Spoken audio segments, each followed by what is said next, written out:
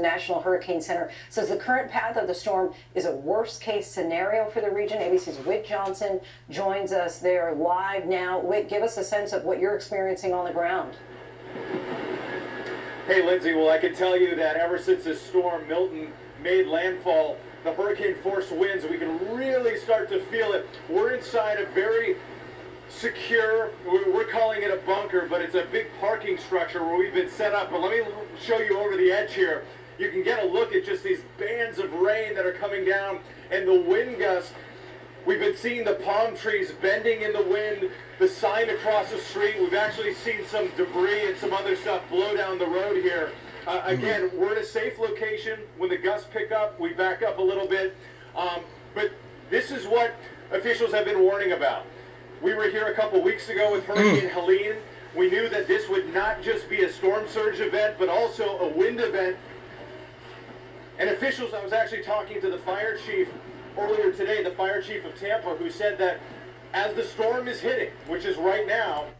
I don't know if that's the same guy, but when the other storm a few weeks ago, he was right in the middle of it. They said if it wasn't for the lights, the camera lights, it would have been pitch dark out there. He had some balls getting out there, cause some I think there's some glass and pieces of a building had fell off, and cause if you in the damn way, that stuff will clip you in the head. So, and then they said the other place something tore up, and one of those big dumpsters got up on the roof and flipped over. I don't know about that. You know how big them garbage dumpsters is.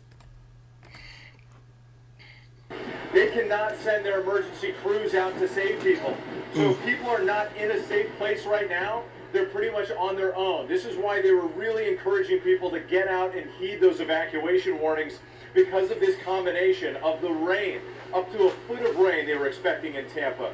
That historic storm surge, even beyond what we had with Helene a couple of weeks ago, and now we're really seeing these powerful hurricane-force winds. Here comes another band right now. But just to give you a sense of what we're dealing with in here, I'm going to show you around. This is the parking garage, because people have asked, you know, how are you all set up here? That's Jacqueline, our correspondent down the way. But you can see as the wind is coming in, and if you come back through here, just going to turn it this way a little bit. You can see it's a fortified parking garage where we're all set up back here. Oh yeah. I'll take you back out this way. Those are made of concrete. One of the things that we learned today is, you know, a lot of people here in Tampa, they're accustomed to storms, they're accustomed to flooding. This is an area that floods all the time.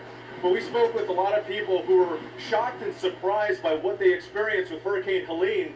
So they started getting the warnings to evacuate. They heeded those warnings. We talked to a number of people who did not evacuate with the last storm, but they did this time.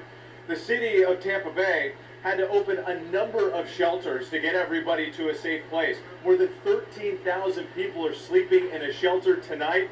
We spoke to a number of families who said, look, we're familiar with hurricanes, grew up in this area, but we're not taking any chances. And we're seeing the impact right now as these bands continue to pick up. Lindsay? Glad to hear that people are heeding those warnings. Interesting, at least at this point, that the electricity is still on right there where you are. Again, we know that about 800,000 customers across the state are without power at this hour. What are you hearing from the residents there who just got through Helene, now dealing with Milton? I mean, many of them are just exhausted, Lindsay. I mean, we talked to a few people who were even thinking about leaving Tampa and moving away altogether. They've just had enough. They've had a number of evacuations almost every year for a variety of different big storms you can take that. that have come through. That's something every year. Okay, there's a chance. They say stuff happen anywhere, but still, taking a chance of your stuff getting tore up. And I think they tried the one video I seen. They tried to get in the stadium, and they said the roof peeled off. How about that? But every year dealing with that. I know they say you can get some of that stuff back, but they said if you got to have the insurance, but the car's getting soaked and the stuff floating in the water. Every year with that. That's And That's this time, frustrating. especially after Helene, it caused so much damage, so much flooding, that then for those same families to pack up and leave their homes all over again. Actually, we got another gust coming in, Steve. If you want to just take a look over here. I mean,